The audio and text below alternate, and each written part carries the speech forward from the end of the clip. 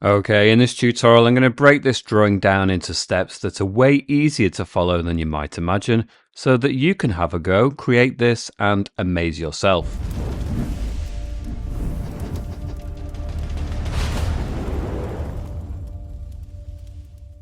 Okay, as explained in the intro, I'm going to break this down into steps so that you learn about the painting process and techniques, as well as the app I'm using, Procreate. Now that isn't to say that you couldn't use a different app on a different tablet and still follow along. Having said that, within the app Procreate, I'm using their default A4 canvas size, which is 297 by 210 millimeters at 300 dpi. And also within Procreate, their color profile, which is on the list by default, is the one that has sRGB and ends in 2.1. And in terms of the brushes, I'm going to use only the default brushes that come free with the app. So they include within airbrushing the soft brush, the medium brush, and the medium hard brush. Within artistic, I'm going to be using the leatherwood brush. Within charcoals, I might use the burnt tree brush. Within elements, I'm going to be using the flames brush. And within organic, possibly the snow gum brush. And last of all, in terms of the colors, well, I've already pre-selected a color palette. And each of these colors, if you go to the value section here, has what we call a hexadecimal code associated with it. Each of these codes is down in the video description, so you can just copy and paste them into this box and press enter. The color will appear up here, and then you can tap it into your color palette. Or to save you some time, there is a link also next to the codes that takes you to my Patreon page where you can download the color file for free. And Patreon is also the place where you can gain access to exclusive content, such as extended versions of these tutorials, and of course you can support this channel over there. I'd like to say a massive thank you to those people who do support me over at Patreon. It really does make a huge difference. So thank you so much. And with all of that said and done, we're going to get started. So the first thing I'm going to do with my canvas is just rotate it to the portrait orientation. I'm going to go to my colors, choose the first color on the top row. I'm going to drag from the color circle into the canvas area, and it should flood fill the whole canvas. Now please be aware that the colors sometimes look a little bit different on camera, but as long as you've downloaded the color palette or taken note of the color codes, then you will be using the colors that I'm using. So the next thing we're going to do on layer 1 is go to our second color. We're going to go to the airbrushing soft brush. We're going to put the size of the brush really quite big, maybe about 40%, 100% opacity, and then just in that bottom area, maybe to about, well, just a little bit above halfway, in fact, here. Then I'm going to go to the adjustments, Gaussian blur, and I'm going to blur that in to about the 60% and deselect. Then I'm going to go to my layers and create a new layer, layer 2. I'm going to change brush. I'm going to go to the artistic leatherwood brush, and I'm going to go for the third color on the top row. And these are going to represent trees that are in the distance, so they're not going to be as tall in our canvas. They're going to be closer to where we imagine the horizon line to be, which in this scene is going to be, well, it's going to be less than underneath halfway, maybe about here. So our trees are only going to be sort of within this region. I'm going to put the brush size down pretty low on the 2% and also not too high on the opacity, so maybe about 40%. And if we want to put our horizon line in there, so we don't go too far off, so maybe about there.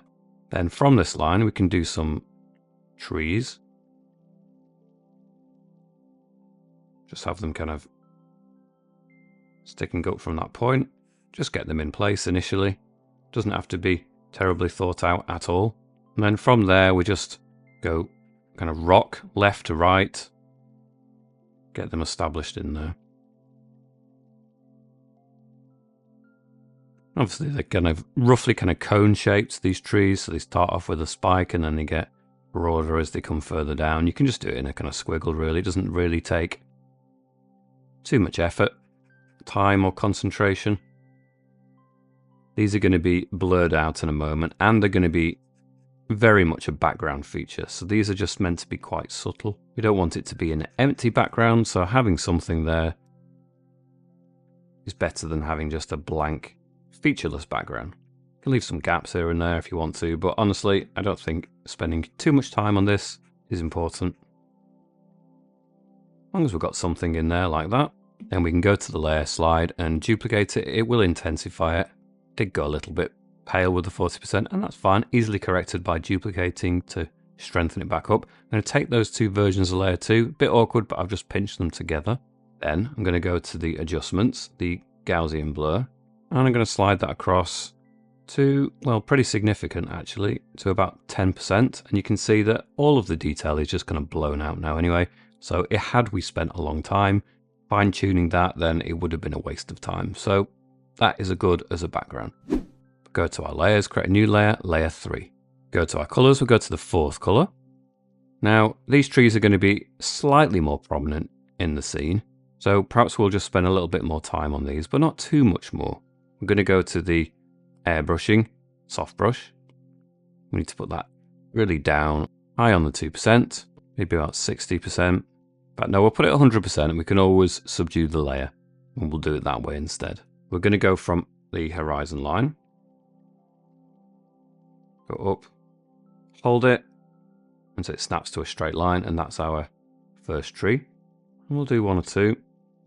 Maybe not quite so tall in the center. I do want some light to kind of emerge through in this area. So we can just do a few trees there.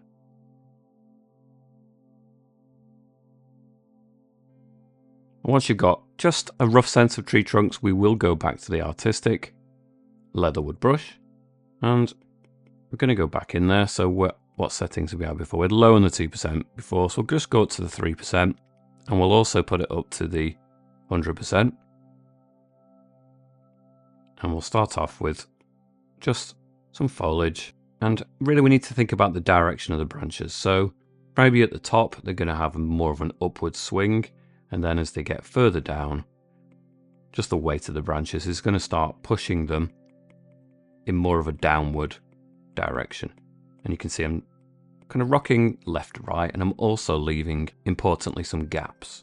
And then as it gets towards the bottom, it can become kind of spread out like that. So there's really fewer gaps, or fewer bits of foliage rather. And then we can take another sweep up there just to fill it in a little bit if it's gone a little bit too sparse. And I think about the balance of that works now. And then we can go in with another one. Again, generally swinging upwards near the upper areas. And then as we come a little bit further down, well, they can just start to drag down a little bit more. And it's okay if they kind of mush together and overlap. I'm absolutely fine about that. Again, we're going to blur this too, so it is going to be slightly more subdued than some of the other tree details. As we come down here, maybe just fewer details at the bottom area of the tree trunk again. And let's move over to another one. Maybe that upward swing again, and then it starts to push down as it comes further down the tree. Move from left to right, and then it just dissipates out. And we can always move back up the tree, fill in some of those gaps. Find the effect, find the level of detail that kind of works, and then another one here. We don't see the top of these trees sometimes, they go off the canvas, and that's fine. And then again, we'll just kind of mush together. Maybe the tree trunks need to be a little bit broader, so we could go back to the airbrushing soft brush, same settings as before, and just go over it a couple of times just to thicken up those tree trunks if they need it. Especially at the base, it makes more sense. We might just get some mist just to soften them in at the bottom there anyway, but yeah, gone a bit wobbly there, but again, it doesn't matter. We're going to go over it with the textured brush anyway, so go to the artistic leatherwood brush, and again, same settings. Really great thing is if you switch between brushes, then Procreate just remembers the settings from the previous brush. You don't need to keep amending it, which is great. We can just go straight in there, fill those in, maybe a few more at the edges here. Well, we've got a blank central area. Maybe I go back to the airbrushing soft brush. And I don't want to overcrowd the central area, but perhaps just one more in here. Maybe just another one there that's not quite as close, and maybe even a couple of smaller ones there that could be more middle distance. Back to the artistic leatherwood brush, and same thing again. In fact, let's turn the opacity of this one down. Let's be a little less strong. And it might just help with the sense that it's in the distance. So I'm going to put that at 60%. And then, you know, it can still get up to the same darkness if you go over and over it, but it's just going to subdue it slightly. Push it a little bit further back, and that should do the trick. And if you don't release your hand, or you just keep doing it in one movement, then it stays at the same strength all the way down as well. Okay, so I'm going to take that layer, I'm going to go to the adjustments, the Gaussian blur, and again, I'm going to blur this in pretty significantly. We did it at 10%, and the more distant ones, these are going to be slightly less blurred in. So maybe about the 7%, and then deselect. And we're starting to build up a kind of really nice kind of textured background now. Go to our layers and create a new layer, layer 4. Go to our colors, and we've used the first 4 colors. We'll go for the 5th color. And I'm going to switch to the airbrushing soft brush once more. I'm going to put the size of that brush up maybe to 10%, 100% opacity. And I'm just going to blot in the floor area, the ground area. So I'll take it up to our trees a little bit. I think it makes sense. Now, if we have the ground featuring a little bit more prominently, perhaps we could have it slightly raised up at the edges, just a hint more here like that. And then we're going to go back to the artistic leatherwood brush. Same settings as before, so we're on 3%. I have to put it back up to 100% in fact, for the opacity, and I'm going to have some in here that are just a bit more prominent from the ground level. Again, they don't need an awful lot of detail.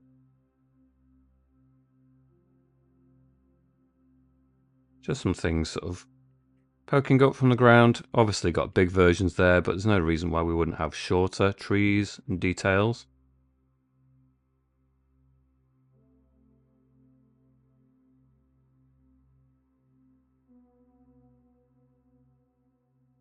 Just mini versions that join up with the ground level there, obviously. And then we'll go to the adjustments, the Gaussian blur, and we'll blur that in again, the 7%, deselect. I will create another layer, layer 5, and I'm going to move along to an even darker color. So we're going to go for the 6th color along. I'm going to go in with the airbrushing soft brush, high on the 2% size, 100% opacity. And well, I'm just going to do maybe from here a really nice tall tree that goes off the top. Hold it till it snaps to a straight line. You can position it. Now, the trees don't have to be 100% perfectly straight, and you can go back in there, more freehand, just thicken up the base of the tree and kind of roughly go along that line, and that can introduce some imperfection there as well. Not too much though. And then we can have another one in this area. Hold it till it snaps. Move it to the side slightly so it's not completely vertical. Go over it again. A little bit of care, but again, those imperfections would be there anyway. Then I'm going to go back to the artistic leatherwood brush. 3% size, 100% opacity. And I'm just going to start doing the kind of the branches left to right. I'm going to have them in generally a kind of downward, heavier looking branches. We're not going to quite see the top of this tree. It's mainly just going to be the details lower down.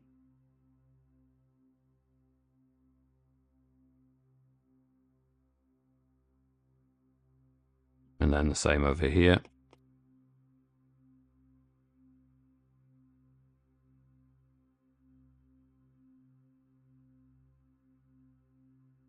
And then maybe we could have some just creeping in from the edge here. We don't even need to see the tree trunk, perhaps, but you can see the foliage from it, the branches coming from it.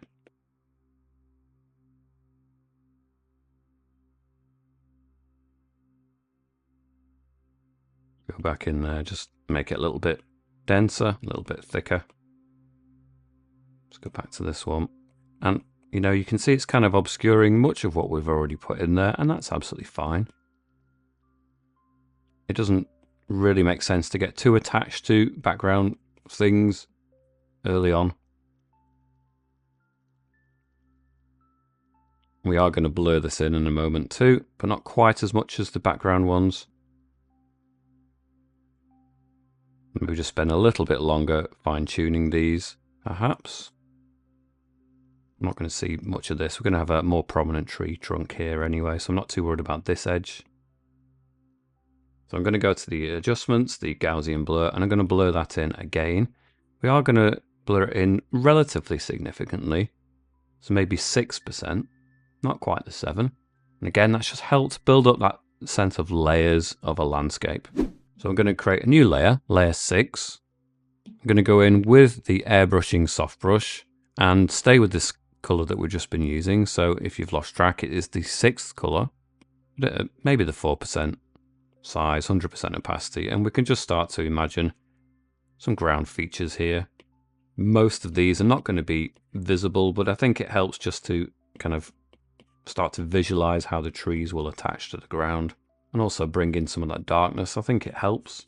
Things seem to be kind of floating in midair, then it doesn't help you understand. So we've attached it to the ground there. I think that works better. Maybe just a couple of features in here as well.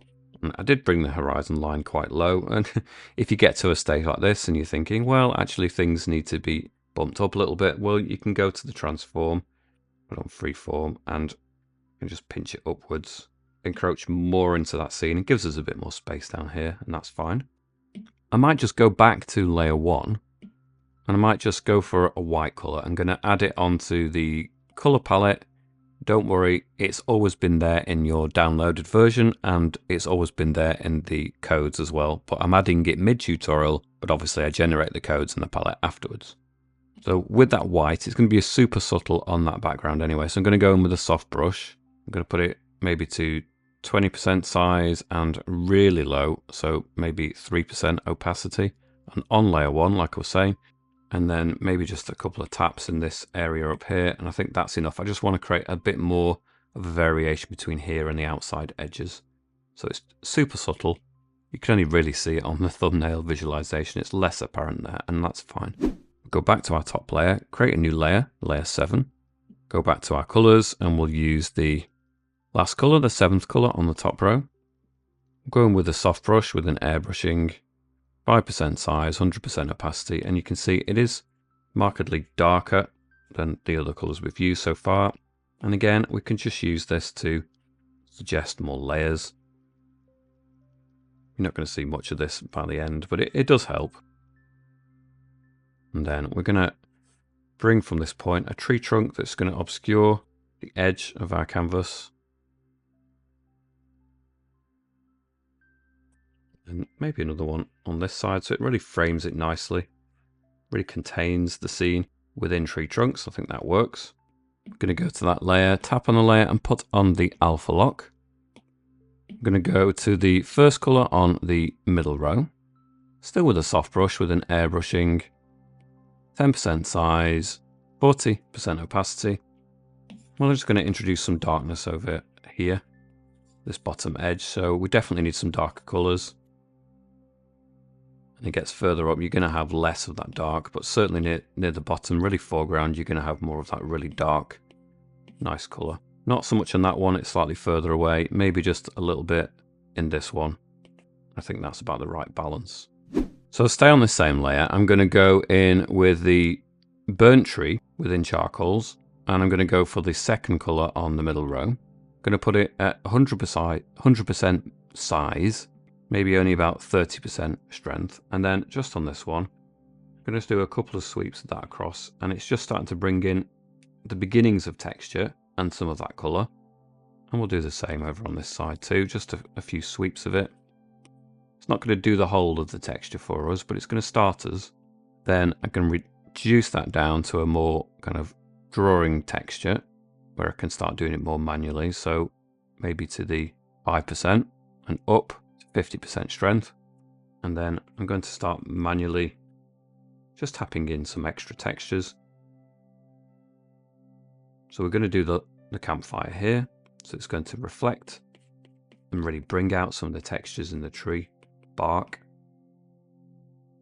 Make them really visible.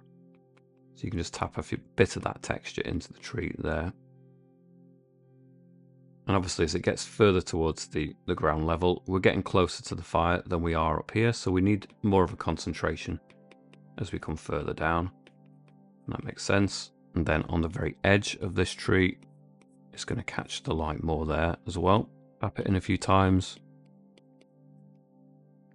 Then another line that runs kind of next to it. Another one. I like it to be kind of dashed and broken. We'll go back to this and refine it a little bit more, obviously. But we're just getting started. And then we've got a shape down here. Maybe that's just catching the light a little bit more as well. We'll go to the third color. And we're doing the similar again. And with the same settings of 5% size and 50% strength, it is much more potent. Now, obviously, it's a vibrant color. We've got the alpha lock on, so we don't need to be overly concerned about neatness. Perhaps I won't put it on that distant tree there, or that one, because this one's closer. So this is where it belongs more. I like to break a little bit more. And then it needs to just sort of disappear as we get further up. A few taps in this lower area. And then as it moves around the tree, perhaps there's just going to be a little bit less of it. And get a darker side of the tree. So we'll just go over this side a little bit more. And it's quite a vibrant colour, so we'll go for the fourth colour. It's just a bit more subdued. And we can take that colour a bit further up the tree. We can also use it just to help blend in that more vibrant colour a bit more as well. One or two touches of that colour over on this tree is okay as well. So I'm going to switch to the organic snow gun brush. I'm going to reset it initially. Then I'm going to go back into the brush. I'm going to go to the, where are we? The color dynamics. I'm going to change the hue from 7% down to none. And all that does really is just means that when we're adding the color, it's not going to vary too much. And even at none, we've still got some variation between orange and yellow. It changes. If you have the hue setting higher, then it really would shift too much. And it just wouldn't work for this scene. So setting to none works better. Tap on it again, and we'll go for the stroke path and the spacing, and we're just going to space it a little bit more, maybe about 10%, and click done. And we'll work backwards again. So we'll go for the second color, 2% size, and we're going to keep it quite low as well on the opacity, so maybe about 20%. And then I'm going to start building it, and you'll hardly notice it at first, but it is adding texture.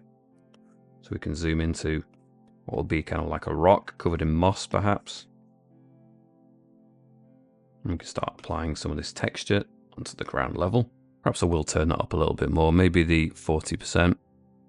And we should start to see that a little bit more. And I'm also going to turn the spacing or the size up to 3%. And that's working better. Now, some of this texture is going to be obviously reflecting the light coming from the campfire, but then there's going to be other sides that are turning away from it, and perhaps we need to use cooler colors for that. So we can go along perhaps to the sixth color and think about what that texture might look like when it's not facing the actual flames. So we've got some cooler colors coming in here, maybe even some green. So we've got the green at the very end of the row. Maybe this side could be showing us that it's moss. We still have the alpha lock on, so we don't need to worry about those edges too much. Perhaps we can put the size of that up to 5%. Bring some of this texture in here generally across the scene. You can always darken it up, go over it as required. I'm going to dial it back. I'm going to go to the seventh color. It's a more subtle version, more grey kind of green. It's not quite as vibrant. I'm just kind of patchily kind of bring that in across the area. Not too much of that because really it's not going to look very refined anyway. So we're going to go to our layers and create a new layer, layer 8. I'm going to go in with the airbrushing, maybe the medium hard brush for this. We're going to add some stones. Go back to our colors. And we're probably going to use the first color on the middle row, which is going to be darker. So we can really use this now to bring out some foreground rocks and shapes. So I'm going to put the size of this brush to 2%, maybe 90% strength, opacity, not quite 100. And then I'm just going to draw in some rocks, some features, maybe a bit bigger actually, maybe 3%, be a bit more bold. And we can just cut through some of the things that we've already done. Create some shapes. We're going to have a fire in the central area, but in and around the scene there could be stones. And then maybe the person that's built the fire has done a quite sensible job, so surrounded it by stones. Now, I don't recommend, I'm not really supporting the idea of building fires out in forests and woodland areas, especially when it's really dry. Obviously that can be dangerous and start fires out in nature, and we don't really want to be destroying nature, so this is more of a romantic kind of scene rather than something I want you to go out there and recreate. You have to be very aware of the surroundings and be very responsible, obviously. Just a few blobs, a few stones dispersed amongst that, and it's already building in that sense of depth, which I think is really working. We're going to move along to the fifth colour. Turn the opacity of that down, maybe to, I don't know, try 15%. Stay on the same brush, but we'll turn it down to 2% size. And then we're going to create some extra textures, and it's subtle. And we'll concentrate on the faces, the sides of the rocks that will be pointing away. We have a lot of ambient light. By that I mean not the light coming from the campfire, which is the really kind of direct source of light that we're going to see. But in the background, the sky, and presumably all over our environment, we've got a kind of blue, cooler influence on everything. So, and any faces that are not pointing towards the fire, it's going to have something of a cool light as well. So maybe put that up a little bit more, maybe 20%. Right, let's even go for it. Let's go for 40%. Sometimes subtlety works and sometimes you just can't see it. So you can see now we're building in some of this ambient light, and just change up the angles. Faces that are pointed away from the campfire are still going to have some light on them, so you can add it to those details. And it's bringing out that sense of 3D space, as you can see. Maybe some rounder stones in this area.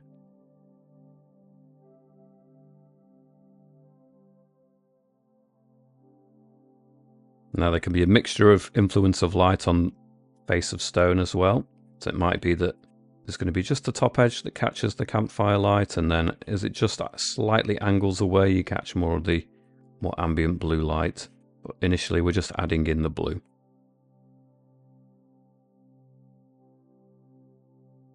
And just generally just sort of scatter it in and around the environment. We can come back to that and add more of that as we need it, but that's at least a starting point for that colour. I'm probably going to create a new layer, layer 9, and on this layer I'm going to tap on the little N and scroll down to the add, and that's changed the blend mode from normal to add. I'm going to go in with the airbrushing soft brush, maybe 30% size, and let's put it low, maybe 5% strength, opacity, and just in the central area I'm just going to start to build in the sense that there's a glow to make sense of some of the light that's around here, and just, like I say, generally give the whole area a warmth. Now I'm just pressing lightly, tapping in a few times. I don't want to do too much of this. I want the fire to be able to sort of like do much of that work itself, but if we set the glow initially, when we start adding the flames in a moment, it kind of gives them more impact, I think. So a few taps there, not too many, I think that's enough. So we're going to go to the layers and create a new layer, layer 10, and do the same thing again, change the blend mode from normal to add. But now we're going to go in with the flames brush within elements. I'm going to have the size of the brush maybe at 15% and about 70% opacity. And then just in the central area, I'm just starting at the top and then squiggling down to the bottom. And maybe just wisp that up a little bit from the very top there. And then another one. Wiggle it down to the bottom, press more as you get towards the base.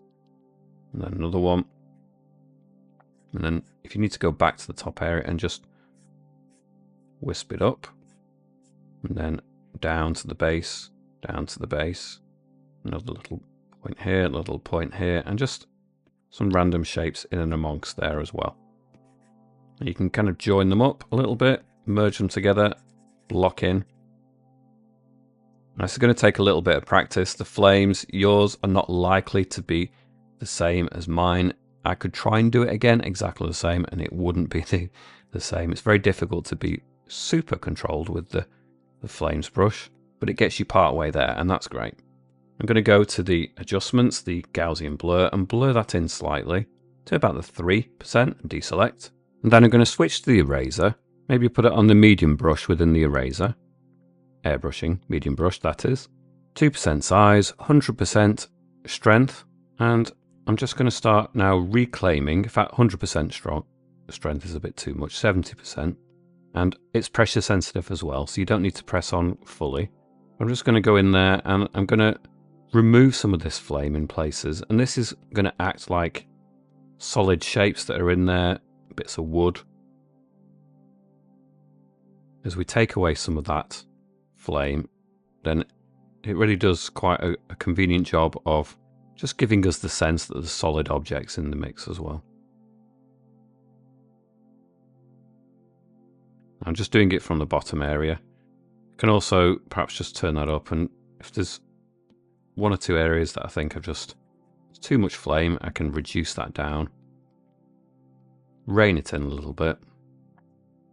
Decide exactly how much I want to keep. If there's anything I want to remove, I think that's gone too far afield. That's starting to work a little bit better. Control it maybe down to the lowest part of 2%.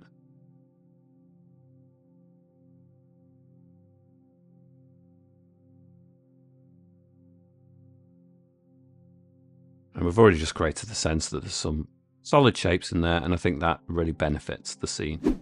Now we're still on the same layer with the blend mode to add, so I can go maybe to the airbrushing soft brush, stay with the same color, but I'm going to put the brush size down to maybe 1% and maybe the strength at 30%, and then we can just go in and around the fire that we've already got, and we can kind of build on some of these edges. We can just cut around, add some of this glow, just control it a bit more manually. We've used the flame brush, but we can be a bit more controlled now, so we can go in there and manipulate the shapes. If they're not quite as we'd want, we can join them up a little bit more, whatever works for us. Go around the edges, make them a little bit more glowing. And I'm also going to start using this now, perhaps with an even smaller size, maybe just really low on the 1%, and start tracing around the edges of stones, of objects in that environment. Just trace around them. So this is not really it's not representing an area that's on fire, but the fire is reflecting off of it. Perhaps we can change color. We're using this really strong color here, so we go back one to the fourth color, and that will have a different impact. Keep zooming in and out, you get a sense of what your overall scene looks like that way. We've got some stones where we did the cool side, the ambient light representing or hitting on one side, so now we can go back in and we can just do the light impacting on the edge that is facing the fire. So now we've got that real kind of contrast of cool light and vibrant light hitting the same object. And where we've got an object like this, maybe just the very top edge is reflecting the fire. There and there, for example. Zoom out and you can see that really creates a good sense of light reflecting on the shapes. And we can just sort of pepper in throughout our scene just the sense that the light is catching the top edge of things in this environment. Again, keep zooming out to check how it relates to everything. It would be very easy to get carried away with this. It really kind of is effective, it works.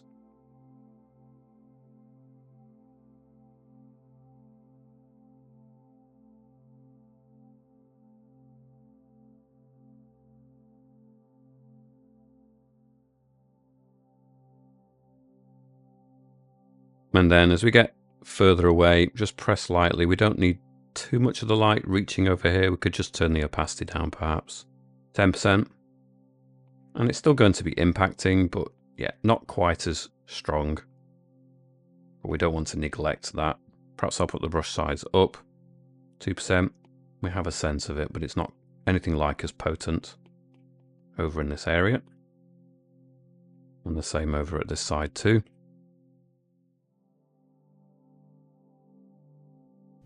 Now, I think that maybe a little bit more concentration in the highlights when we come kind of down in this area makes sense. So I'm going to go for the third color on the middle row. Still with the soft brush with an airbrushing, 2% size, maybe 30% strength. And again, just focus some of our energy down in this sort of central area. So it's not always about what's, in terms of proximity, the closest to the object. It generally is what is in line with it from your perspective too.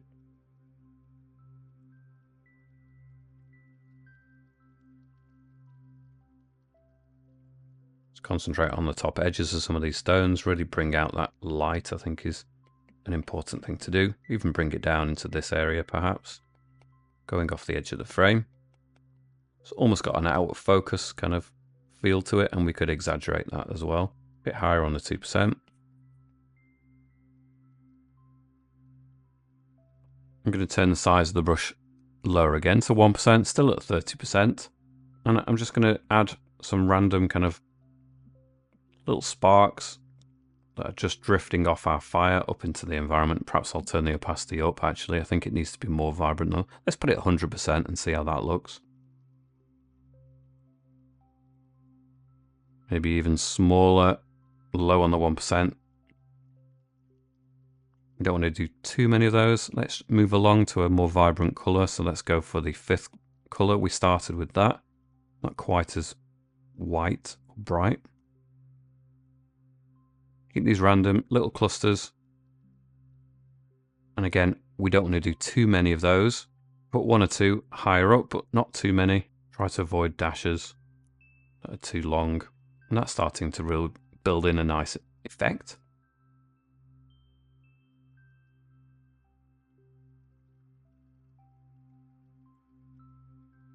Okay, so I'm going to go back to layer 6 and create a new layer, layer 11, down there. And on this layer, I'm going to go in with the black colour, the first colour on the middle row. And I'll go in with the artistic leatherwood brush, low on the 2% size, 40% opacity. And just like we've got the larger trees, perhaps we've got some smaller trees that are just starting to emerge and they haven't really grown very big yet, but we can feature them. I don't want to do too many of these, but I think 1 or 2 starting to emerge. Gives a little bit more context, a little bit a feature for that kind of background area, which is quite nice. Again, they don't need to be laboured on at all. I've done them really quite roughly. And then I'm going to go to the adjustments, the Gaussian blur, and blur them in slightly, maybe to 4%. Then I'm going to tap on that layer and put on the alpha lock. And I'm going to change colour. I'm going to go for maybe the 4th colour on the middle row. And I'm going to go in with the airbrushing, soft brush, 2% size, 20% opacity. And well, maybe they should just catch the light a little bit as well.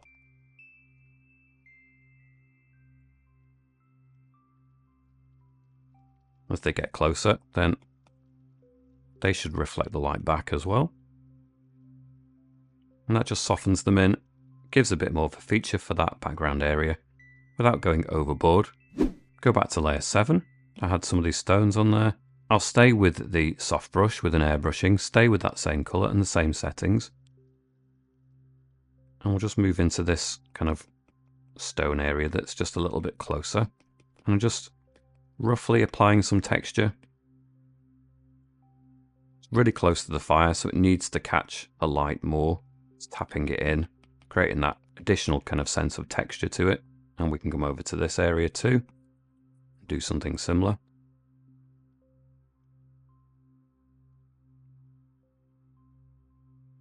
I'm going to go back to the top layer, layer 10, create a new layer, and we just need to assess what needs to be added perhaps. Perhaps I will change the blend mode from normal to add once more. Go in perhaps with the 3rd colour, bottom row, soft brush with an airbrushing, low on the 2% size, 20% opacity, and again, perhaps even lower actually, down into the 1%. And we can just be a little bit more focused with our efforts on this stone now. Just to create some little points of texture, little bits where the texture just sticks up. If it has a kind of mossy effect, then there's going to be bits that stick out.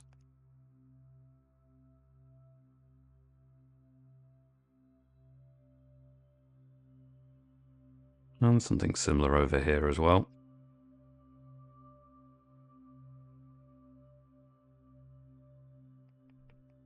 Some low-lying textures merging in down here. I think I would like to go to some different colours. Maybe this grey colour, which is the 8th colour on the middle row. Again, just pepper in. I'm kind of doing like a sideways sweep, just building in some more textures in and around our scene. It kind of works as it is. I'm just really just adding a little bit more. Not super necessary, but it's nice to add a bit more. 2% size, 20% strength. Bringing a little bit more clarity in here, but we don't need to overdo it.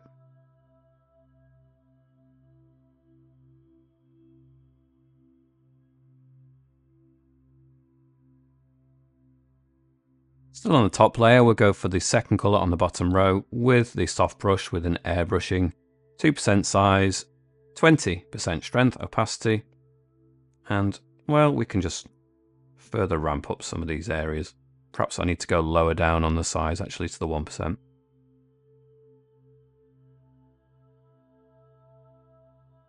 Can make more of some of these edges of stones, make them even more reflective of that light. Why not?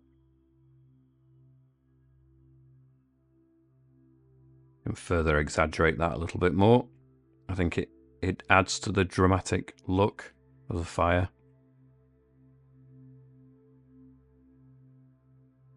Creep it up the side of the tree there a little bit more as well. I think too much of a thin line doesn't quite work, so maybe just texture that in a little bit better, a bit more broken. I think I will, with the soft brush with an airbrushing, put it to 10% size, 10% opacity, and I will go in with this strong colour, the 5th colour on the bottom row, and just add a couple more touches to the fire just to really ramp it up. And it may look quite different on camera than it will do on your screen. It blows out the brightness on camera a little bit too much. Okay, I'm going to leave this tutorial here at this point. There's more details that I might add, but that's why I do extended versions of these tutorials over at my Patreon page. If you're interested in that, then do check the link that's down in the description. Usually a day or two after I've posted this, then the extended version appears there as well. Also down in the video description is a link that takes you to a new channel that me and Joel Create have started. That is a podcast channel where we discuss all things art. So do check out that link. Come and join us for the discussion. It would be great to see you there. Otherwise, give this video a thumbs up, hit the subscribe, and I shall catch you back here soon. Bye for now.